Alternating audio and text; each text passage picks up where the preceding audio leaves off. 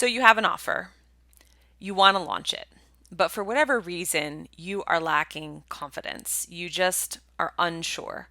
This is where probably 95% of courses and launches go to die because people don't feel confident enough to get themselves out there. It is fear that is holding the majority of people back. And why? A lot of us don't really have a good set of benchmarks to know if we're on the right track. And I think a lot of people have unrealistic expectations. And so what happens is those expectations are super high.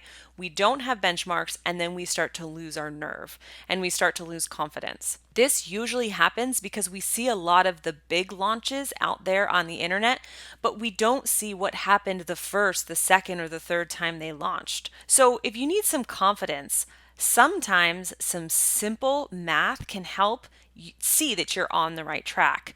And I tell people this all the time. Like, if you were to picture a classroom, the average classroom holds, let's say, 20 to 30 students, and I asked you to come into that classroom and teach 30 students. Some of you would be super excited, some of you would be nervous and be like, oh, that's a whole classroom full of people. And yet, somehow, when we do our first launch and we get 10, 20, or 30 students, we feel like a failure. It's so crazy because if you actually saw those 30 humans in a classroom, I bet you would feel differently. So, a lot of this is around setting benchmarks and setting expectations because for most of us, the first, the second, the third launch, anywhere around 30 people is an amazing launch. It may not be the money that you want to make quite yet, but everybody starts somewhere.